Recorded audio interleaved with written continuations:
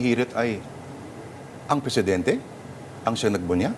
Pinunyag niya Ang lahat ng nung ito, 3 at years. sasabihin niya, After 3 years, mahiya naman kayo. it's a question of complicity or competence. Meron sinabi yung dating speaker na parang, if I'm going down, parang I'm not going down alone. Yun ang, I don't think that the president can afford to jail former Speaker Romualdez. dahil laglaga na yan. Laglagan na yan. Okay. Ganyan din naman ang sistema lahat eh. Alias lang yan eh. Pumunta sa sa Mindanao nga, pag dumating ang balitang-balita, pag dumating na yung confidential intelligence file, pinaghahatian na lang yan ng mga politiko. So this is a systemic problem na talaga kung bakit ilalagay. Pangalawa, wala namang confidential fund yung Office of the Vice President. Walang line item yan sa 2022 budget. Ang ginawa, nag-request si BP Sara, binigyan ni Presidente ng confidential fund na hindi naman dapat po pwede dahil wala namang confidential funds item dun sa BP budget. But when the friendship turns sour, Ayun na yun. So, saka, alam mo, nung panahon, lalo na nung 2025, for example, si Secretary Boying Rimulya ng Department of Justice, ayan. meron siyang 350 million na confidential funds. Nag-request siya kay Saldico ng additional. Kay Saldico talaga. Kay Saldico, may request siya eh. 1 billion 150 million additional. So, for 2025, meron siyang 1.5 billion for the first time in history na ang Secretary of Justice may 1.5 billion na confidential intelligence fund. So, hindi lang pala ang, kumbaga, in-appoint ng presidente, in your words, para protektahan ng presidente. Kumbaga, si Ombudsman Rimulya din ay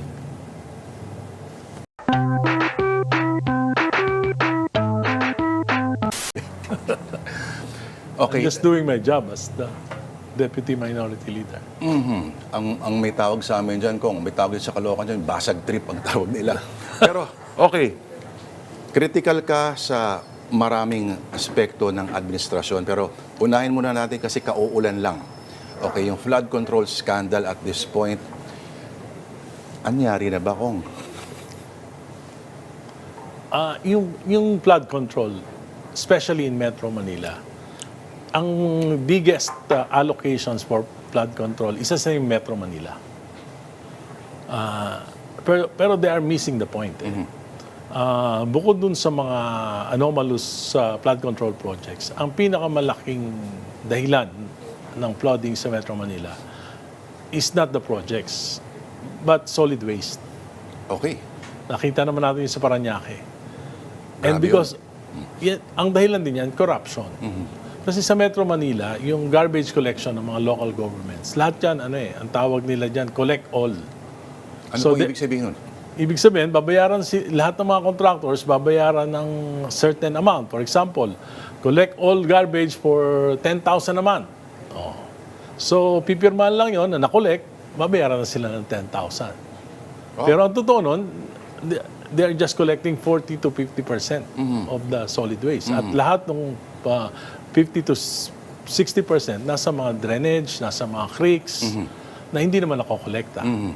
Kasi hindi naman napapasok ng mga collectors, yung mga kaloob-looban ng Metro Manila, sa mga urban centers, ganyan lahat ang nangyayari. Kaya yung pagka bumabagyo, makikita mo yung solid waste nandun na sa dagat.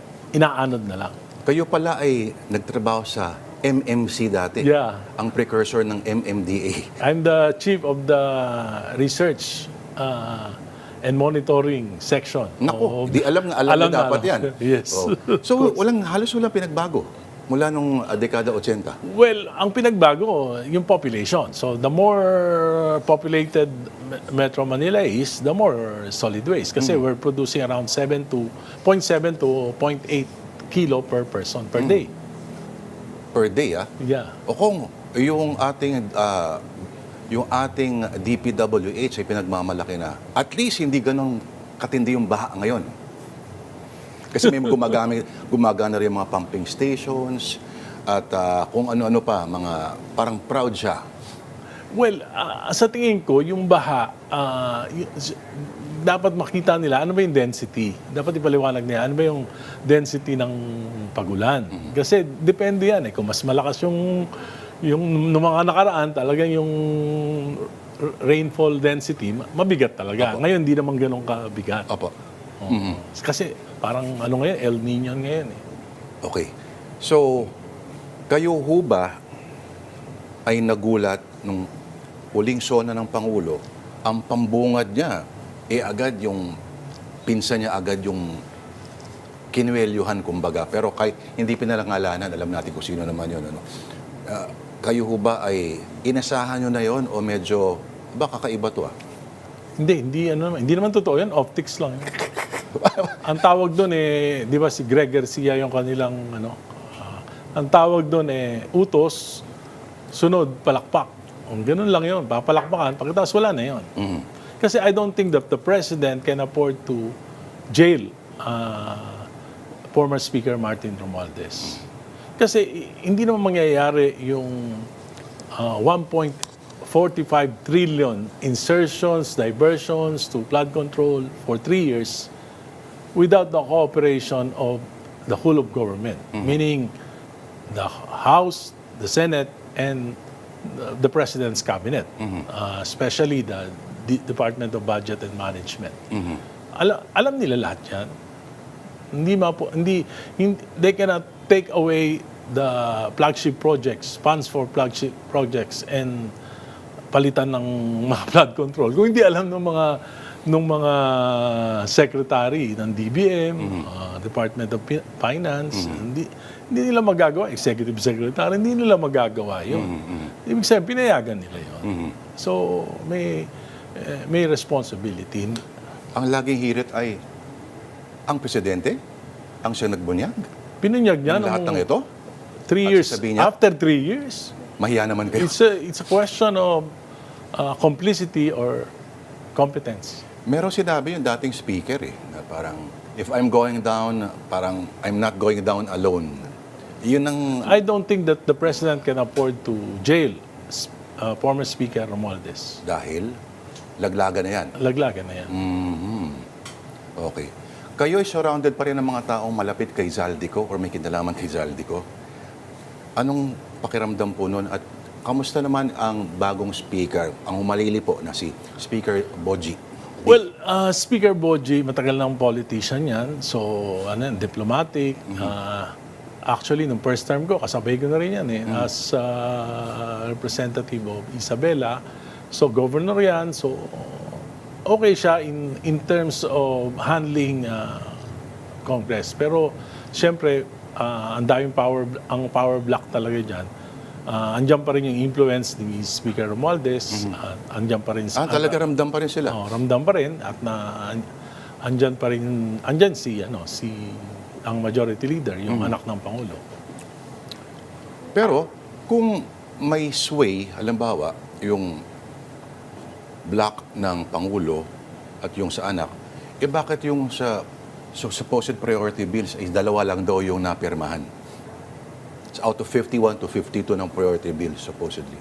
Well, kasi marami naman mga sinasabi na priority legislation na hindi naman talaga sincere. For example, the anti-political dynasty bill, di ba? Pinasa nila, yung fake, fake, Wala sa puso. actually, Wala sa puso. tapos yung kadena bill ni Senator Bam, di naman naipasa. Yung creation ng Independent People's Commission to investigate infrastructure and flood control, hindi rin ipinasa. So yung mga legislative priority ng Pangulo, hindi naman talaga naipapasa. Sino-sino nga ho ba talaga para sa inyo, Kong Egay, yung mga malalaking isda sa flood control scandal? Kasi sinasabi na may iba na, may mga nakasuhan na, pero, Diyos ko, yung iba nagsa-state witness na, Kong Egay. Sino po sa inyo, para sa inyo, ang mga ito dapat yung nananagot? Kasi ang nangyari niya, simple lang. In the 19th Congress, very powerful si Speaker Romualdez. So, with the cooperation of the Senate, pinapalitan nila yung President's budget. Yung President's budget is actually a product of all the a year-long preparation of several departments of government. Ngayon, pinapalitan nila yon. Tapos nilalagay nila doon, karamihan, mga proyekto na malalaki yung kickback. Yung rock netting, yung mga studs sa kalsada. Tapos yan nga, yun, nauso na yung flood control.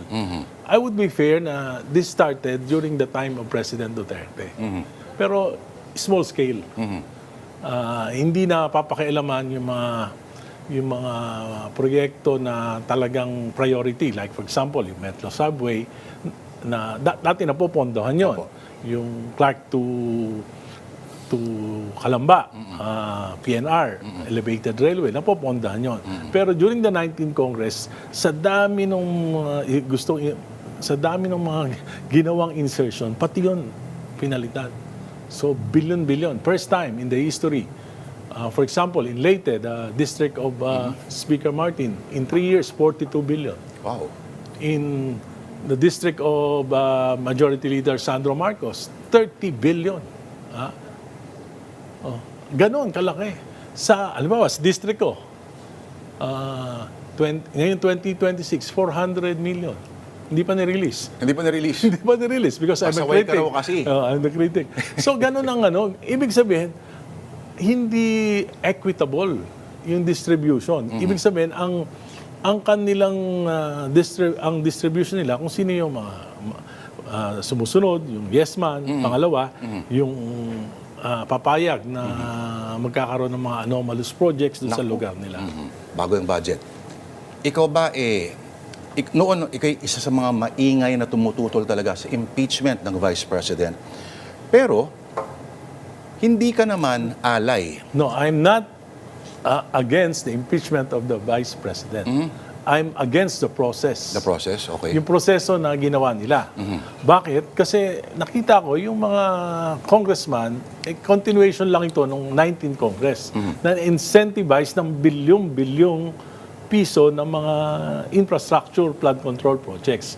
Kaya nga, sabi mo, inaakusahan ni Mayor Benji. Ang gagawin ko, Monday, I will deliver a privileged speech na sabihin ko doon kung ano yung nakita ko na mga allocables ng mga prosecutors. Wow. Mula nung 19th Congress hanggang 2026, kung magkano yung allocations nila, at ikukumpara natin doon sa ibang mga congressman. Doon natin makikita kung na-incentivize nga ba talaga itong mga prosecutors na ito.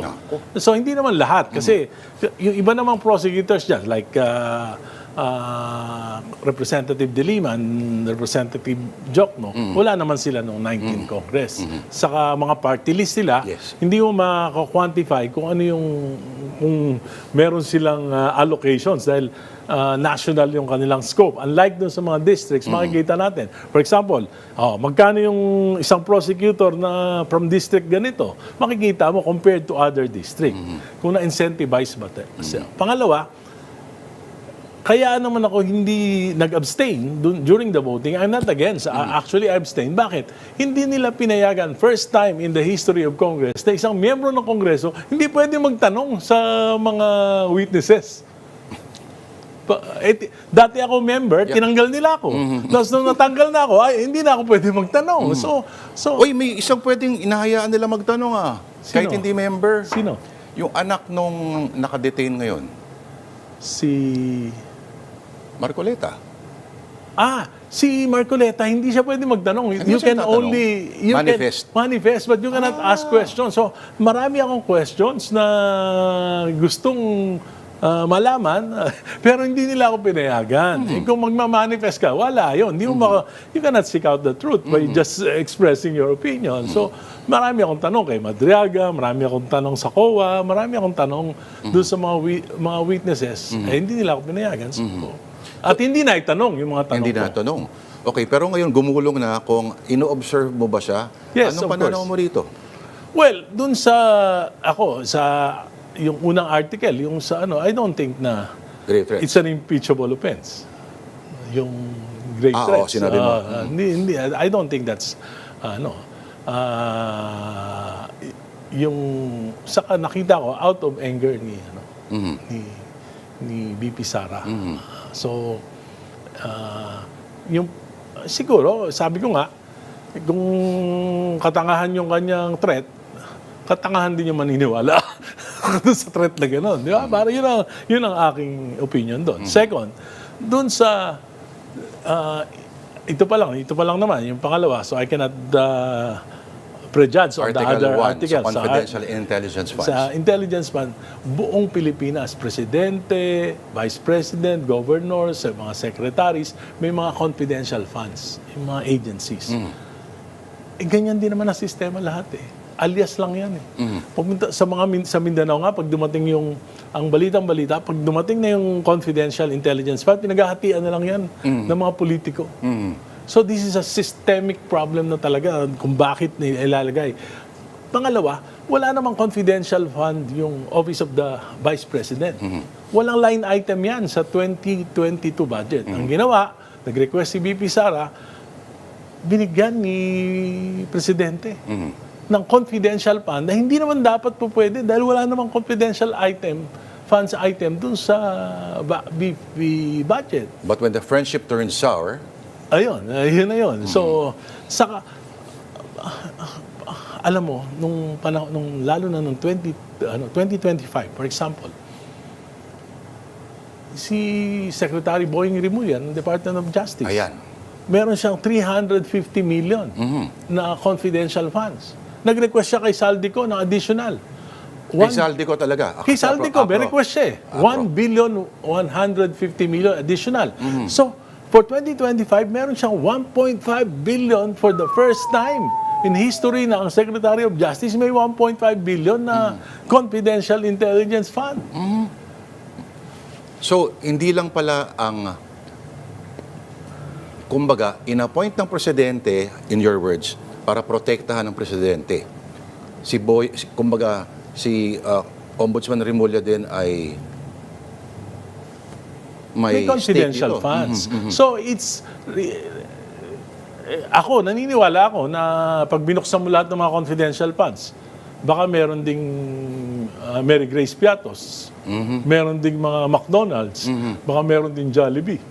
Kasi nga ang concept, kaya madaling nakawin yung confidential funds, ang concept doon, pwede ka maglagay ng aliases. Kasi on the claim na pinoprotektahan mo yung identity ng asset mo. Pero, okay, Kong Egay, for the record, ikaw ay hindi DDS. Sabi ko nga, nung kinausap ako ni Secretary Vince Dizon, sabi ng Malacanang, ang pakiramdam nila, Sara ko. Sabi ko, paano ako magiging Sara? Di ba kayo mga Sara? Nag-away-away lang kayo. During the time of President Duterte, I was the first one who spoke against the war on drugs. And advocacy ko is anti-political dynasty. I'm against the political dynasty of the Marcoses. I'm against the political dynasty of the Dutertes. Sabi niya, nakakalakas yung mga sinasabi ko raw na criticism sa Marcos administration. Nakakalakas daw kay Sara. Sabi ko, mali yun. Hindi ako nakakalakas. Kayo nakakalakas dahil mali yung mga ginagawa nyo. O kung pakikinggan nyo yung mga criticisms ko, yung ibang mga private corporation, nagbabayad pa ng critic para malaman nila yung mali. You can take advantage of what I'm saying. Sabi ko, kung pakikinggan nyo ko, sabi niya, hindi, ba't di mo na lang kami tulungan? Sabi ni Secretary Vince Dizon, sabi ko, anong gusto niyong tulong? Yung nakikita ko mali, sasabihin ko, tama. O bakit hindi na lang, kung may nakikita, may sinabi ako, di pag-aralan nyo, baka naman maitama nyo kung ano yung mga mali. Bilang miyembro ng opposition din, Yes. bahagi yun ng iyong... That's a part of the minority. I've been a minority for so long. I fought in EDSA 1, kasama na ako. 20 years old ako, lumalaban na ako sa martial law. O nung panahon, lumaban ako sa EDSA 2, lumaban ako sa Estrada. Nung nag-vote out yung Liberal Party kay Presidente GMA, so kasama din ako. So, yun yung yun yung aking prinsipyo eh. So, hindi ko po pwedeng dahil lang diyan sa pondo, dahil lang isasakripisyo ko yung aking mga Ang prinsipyo. tagal yun ng LP, ano, Kong? Yes. Tama ba? Yes. ilang years ba? 18 years? Mga ganun? Hindi, 1988 when I first ran as 98. councilor under the Liberal Party. Nag-aksyon demokratiko pa kayo, pero... Last election. Last election. Why? Because nung sabi sa amin ni Vice President Lenny, she will not be running for president. So sabi ko, I'm running for mayor. Pag September 15, wala pang desisyon, I will go to Mayor Isko. Kasi kaibigan ko rin Yes. naman si Mayor Isko. So sabi, hindi tatakbo. Ang objective lang ni Vice President Lenny is to unite the opposition against the Marcoses. So, punta na ako kay Mayor Isko. Pero September 27, nagbago yung isip niya, hindi naman ako makatras kay Pero Mayor ito Isko. bang aksyon demokratiko na to, is nagtinitrace pa rin ninyo yung inyong philosophy kay Raul Roco? Well, ang LP at ang Aksyon Demokratiko, dati isa lang headquarters niya sa Balay. Yes, kasi talaga sister party yan. Okay. Sa Balay, sa Cubao. Pero yung ibang mga kasamahan ninyo sa LP are aligning themselves with the majority. Kayo lang yata yung They are with the minority also. with the minority. Oh, pero pero- politically, Pero ang problema nga, ako talagang nakakonsentrate ako on the administration. Why? Kasi siya yung presidente sa mga policies eh. Ang dami, ang akin naman policies, hindi naman personal eh. Ang karamihan ng mga kasama ko sa LP, kasama sa majority kasi hati kami. 3 members are with the majority, 4 members are with the minority. Yun naman kasama ko sa minority, ilan sa kanila concentrated on against the Dutertes. Pero ang sabi ko nga, mas importante makapagbigay ng check and balance sa administration because declining talaga yung ating economy. Sino ba dapat mong i-check dito? Yung si BP Sara na wala namang pakialam, dapat nga irrelevant na. Irrelevant na siya kung hindi lang talaga pinagtutuunan ng pansin na administration. kung kay upper middle income, Hindi naman totoo yun. Alam mo, yung middle income, ang ibig sabihin lang noon, 99 na mahirap, may pumasok na 1 bilyonaryo, nadamay lang. Dinivide Pero mahirap lang nila. dinivide lang Dinivide lang per head, tapos yun na yun. Hindi Oo. naman yun ang ano. Okay, Kong. At ang pinakamasama, third quarter 2025, 3.9% yung GDP natin. Oo, not getting any. Tapos fourth quarter 3%. First quarter 2026 2.8. Ngayon 2.3%. Wow. Ang inflation natin more than 6%. Yet, Kong, ang budget, ang pinopropose sa budget for next year na 7.2 trillion is 6% higher than the national budget for this year. Alam mo, yung kinikita natin, 49% pinambabayad natin sa utang. 49, ah. 49, yung income natin, 49%. Ang debt to GDP ratio natin, 65.3. Ibig sabihin, yung ano natin, yung pag-angat natin, 3-4%, ang utang natin, paglago, 10% a year. Kaya tayo utang para Mabayaran. bumilis yung Supposedly. yung economy, yung gross ang nangyari, mas mabilis yung utang. So mababaon yung kinabukasan ng mga Pilipino. Meron din naman daw nakalaan para dyan, ano, napaka-generic yung tema ng NEP ngayon, ano, people-centric para daw inclusive at maging resilient. Na people-centric, people-centered. As if naman sa robot, magagastosin yung mga pondo. Pero kung mas bababa ng ilang bilyon yung pondo ngayon para sa edukasyon. Pero, of course, pagdating sa BICAM, karaming milagro ang mangyayari dito. Maraming changes. Pero ayoko nang husgahan yung 2027. Hindi ko pa naman napapag-aralan. Actually, wala pa akong kopya. Pero yung mga nakaraang budget, ayuda. Yan yung pinaka number one na yung mga government spending natin, wala sa infrastructure. Hanggang ngayon, wala pa napapagawa ni isang building, ng school building. Ang pinaka-effective nilang programa sa paglalabas ng pera, puro ayuda. Kaya yung mga tao natututo na puro ayuda na lang. Nakanganga, nag-aantay ng ayuda. Maraming Pinoy na tingin nila yun ang trabaho ng gobyerno. Ang Oh, yan. Bigay. Kaya nga, ang nangyayari, yung work ethics ng mga Pilipino ay talaga nababago. kung egay, merong at least 150 billion daw na nakalaan para sa flood control. This time pa rin. 107 107 billion pala. I'm sure this time siguro may karapatan ang Pilipino na tingnan ng maigi yan. At sa tingin mo, this time ba magagamit na sa maayos? Actually, kung gagamitin para sa talagang flood control, maliit yun. Oo nga. Maliit yun. Sa laki ng problema natin sa floodings, maliit yun. Tsaka bakit tayo gagastos pa ulit sa dapat nagbigay na tayo dati?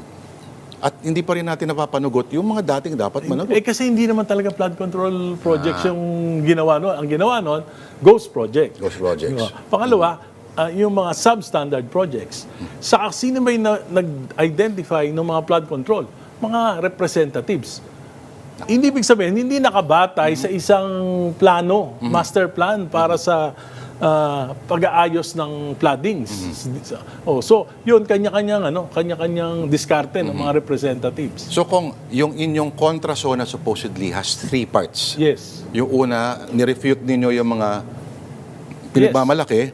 Yung pangalawang part is about what?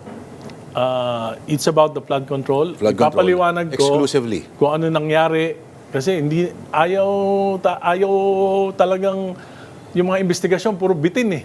Puro mga, for example, sabi ni Senator Lacson, nakatanggap si mga Bersamin ng 8 billion, pero hindi na inimbestigahan. Sabi ng Supreme Court, yung pinalabas na mga unprogrammed appropriations, pirmado lahat ni Secretary Pangandaman yung nadala sa mga flood control projects. Hindi rin inimbestigahan, inappoint pa. So, bakit ganon? Bakit ganon? At ang sa mangyayari ho ba yun sa Monday? Kamo? Yes, Monday. Sa Monday. At papangalanan ninyo yung posible sa mga... kung sino Hindi, sa- I will just name the districts with the biggest allocations. Tapos bahala na sila, prosecutor ba yan o hindi? Alam mo, dapat mapunta yan kila Attorney Ligutan at Attorney Lorna Kapunan, the ones who do the heavy lifting. Maraming salamat sa oras mo. Caloocan 2nd District Representative Egay Erice. Alright, thank you, Kong. Bitin Salamat. pala yun, ano? Bitin. Marami pa pwedeng pag-usapan.